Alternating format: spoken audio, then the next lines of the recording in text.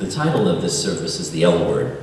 And someone asked Shirley, the L Word? Well, that's liberal. Many people think the term liberal is exclusively associated with political thought. But here we are, liberal religious people, not exclusively liberal in our politics. It is not news to us that liberal may be an adjective or a noun associated with religious thought or a religious person. Liberal means favorable to progress or reform in any aspect of life, political or religious or whatever. Most of the dictionary definitions of liberal are variations on this theme, but my favorite definition of the noun liberal is one that is stated in contrast with the definition of a conservative. Ambrose Bierce, author of the Devil's Dictionary, wrote in 1911 that a conservative is a statesman who is enamored of existing evils, as distinguished from a liberal who wishes to replace them with others. Like Bierce's definition of a liberal statesman, we can define religious liberalism in contrast to religious conservatism.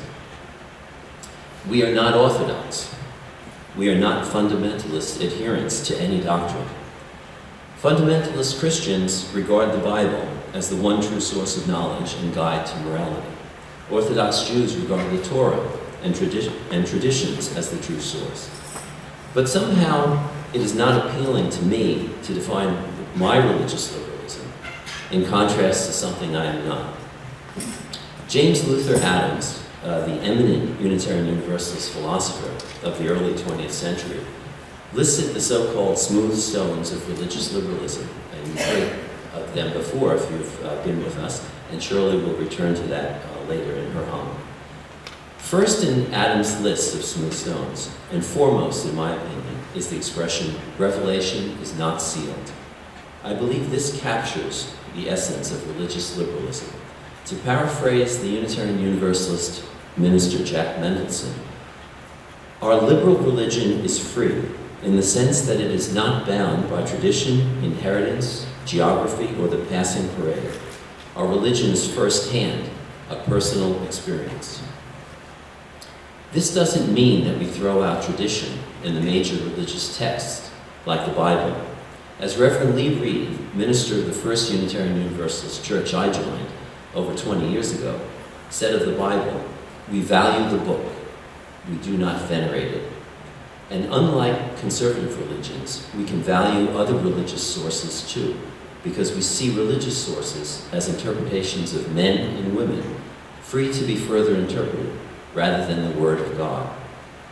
Now, there's something curious about all of us religious liberals congregated here every Sunday morning. I happen to characterize myself as a political liberal, and I observe that many of you, though not all, are as well. I arrive at this observation based on an unscientific poll of opinions gleaned from years of coffee hour conversation. So I ask, is there a gap in our welcoming behavior? Gays and straights are welcome. Humanists and deists are welcome. Descendants of Europeans, Africans, Asians, Pangeans, for that matter, are welcome. What about political conservatives?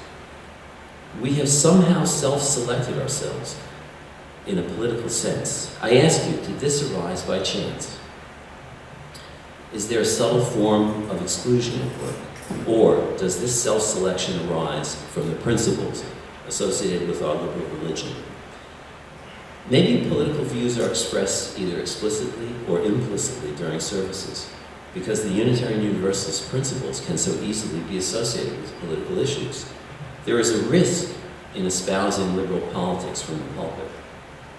An explicit association with any politics may alienate current or potential members. So we come to church seeking a spiritual message rather than a political one. But I think there's an even greater risk, the risk of being too careful about limiting political associations that naturally arise from our liberal religious principles. We can justifiably take great pride in the Unitarians and Universalists throughout American history who, motivated by their liberal religious beliefs, took dangerous stands, which in their time could only have been described as politically liberal.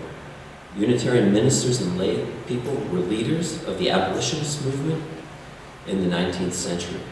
Unitarian Universalists in the mid-20th century were active in the civil rights movement. In fact, Reverend James Reed was murdered in Alabama in 1965 during the March for Voting Rights. And the Unitarian Universalist layperson, Viola Liuzza, was shot and killed by Ku Klux Klansmen as she drove toward Montgomery, Alabama to pick up the marchers. Unitarian Universalists were active in the environmental movement since the first Earth Day in 1970, and also Unitarian Universalists have been active in all the anti-war movements from the 60s through the 2000s. The connection between liberal politics and liberal religious values can also be open to interpretation. Maybe everyone can clearly relate the abolitionist crusade and the civil rights struggle to our first principle that states we affirm and promote the inherent worth and dignity of every person. I see that anti-war politics can be less morally certain. Consider for a moment the effect on our denomination of an additional principle associated with pacifism. If a pacifism principle was in place, then a significant fraction of Unitarian Universalists from the World War II generation or the generation who came of age in the so-called War on Terror might feel excluded. The Unitarian Universalists who are not anti-war might be characterized as pragmatists who believe that there are circumstances when a nation must engage in military conflict to achieve the goal stated in the sixth principle of a world community with peace, liberty, and justice for all. If we adopted a pacifist principle, then people like Elliot Richardson, William Perry, or William Cohen probably would not have been Unitarian Universalists. If you don't know who these people are, then it is with some irony that our small denomination, denominated by politically liberal, peace-loving people, has yielded 3 men who served the United States as Secretary of Defense in the late 20th century. There is no guarantee that we will agree on all political issues. There isn't even a guarantee that we will agree on religious questions. But we are in favor of seeking truth, seeking wisdom from any source and from each other. I advise those who espouse a political view from the pulpit to explain how their view relates to our liberal religious values. And I caution those who hear a disagreeable political view from the pulpit to remember that such views are individual interpretations. None of us speak for the whole. We are in community to encourage each other in seeking a way to live a good life, to adhere to our principles, to find new revelations through our experience, through our interactions with each other, and through a quest for knowledge. We are religious liberals. And I come back to the words of Whitman. However sheltered this port, and however calm these waters, we must not anchor here. Together, the inducement shall be greater. We shall sail pathless and wild seas. We are the Unitarian Universalist Church of Greater Bridgeport.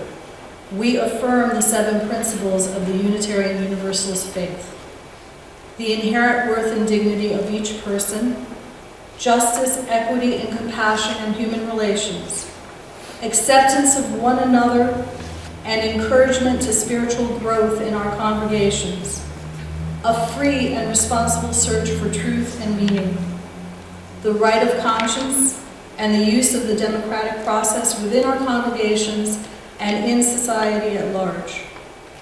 The goal of world community with peace, liberty, and justice for all. Respect for the interdependent web of all existence of which we are a part. These are our 7 principles.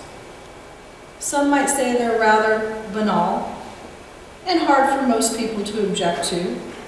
I'm reasonably certain members of other religions would readily agree with these tenets. They are inclusive, not exclusive. They allow for a great deal of personal growth, or not. Personal responsibility, or not. Personal belief, or not.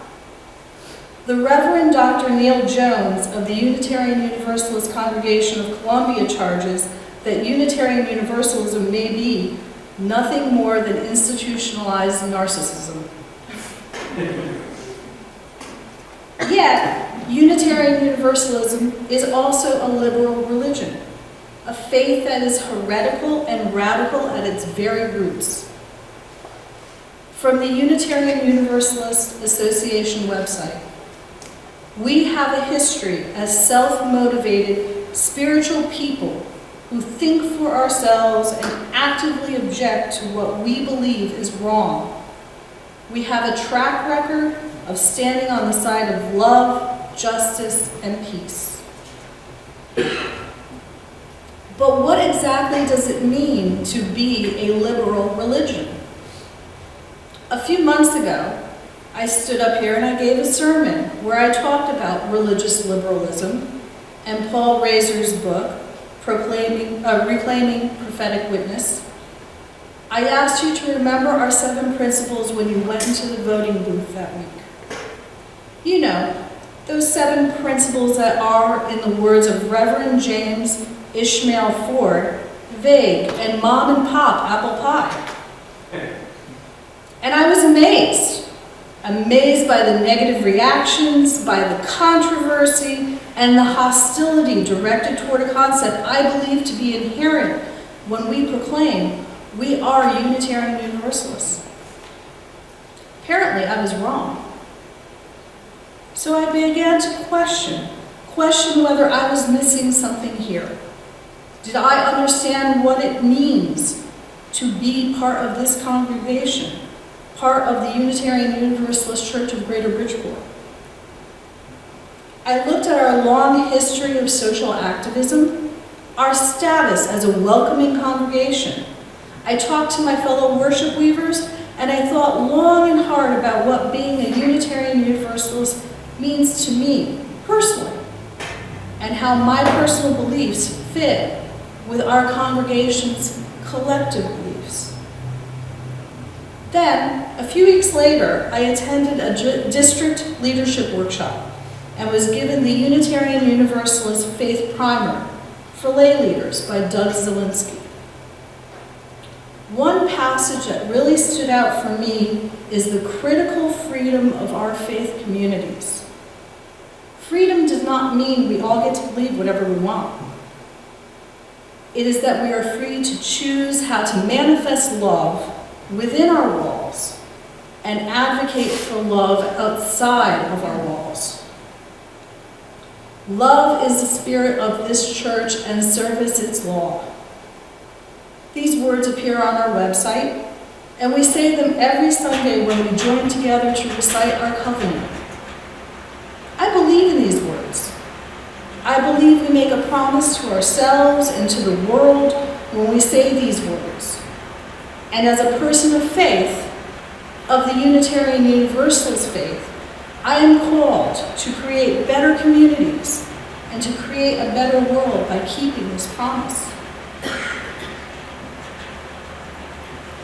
In this primer, Doug Zielinski also outlines the 5 smooth stones of religious liberalism, first defined by the eminent theologian James Luther Adams and adapted for our use. The first one states, revelation is not sealed. We are expected to reflect on and humbly share the larger truths that emerge from our own lived experience. The second one states, meaning is best made in a free and inclusive community. The purpose of existence and the role of humankind in creation are best discerned by freely gathered people in open communities, unfettered by orthodoxies and oppression. The third one states, justice and love are our moral obligations. Love and the justice that flows from love are the priority values of Unitarian Universalism and call us all to be prophets. The fourth one states, good must be made real by our action. Love and justice increase through action. Worries, plans, and debates are useful only to the degree that they result in action. And the last one, there is always reason for hope. We have neither the infinite insight nor the foreknowledge to declare anything in life as hopeless. Grace, in many human and extra-human forms, happens, and we actively make room for it to do so. While the 7 principles might be a bit bland and a tad vanilla, these 5 smooth stones are not. The 5 smooth stones of religious liberalism are fairly radical. Justice and love are moral obligations, and good comes through our action. Liberal religion, our religion, has participated in abolition, suffrage, and the civil rights movements, worked for the humane treatment of the mentally ill and those wounded in war, sought animal rights and protection of the environment, protested wars, supported the social safety net, and continues to fight for marriage equality and equal rights for gay, lesbian, bisexual, and transgender community. And most recently, we are advocating for immigration rights. This is love reaching out. This is what it means to be part of a liberal religion. And this is what it means to be a Unitarian Universalist. Unitarian Universalism is not an easy religion. It does not give us creed or dogma. It does not give us all the answers. In fact, it gives us more questions than it does answers. It does not require us all to think alike. It does, however, require us to think, to ask the hard questions, and to find our own answers. And it does require us to take action, to act as people of conscience and attempt to right the wrongs we see in the world around us. The Reverend Dr. Meredith Garman of the Unitarian Universalist Fellowship in Gainesville says Unitarian Universalism is an open road, limited only by our own preconceptions. We don't have to reject all other religions to join this one.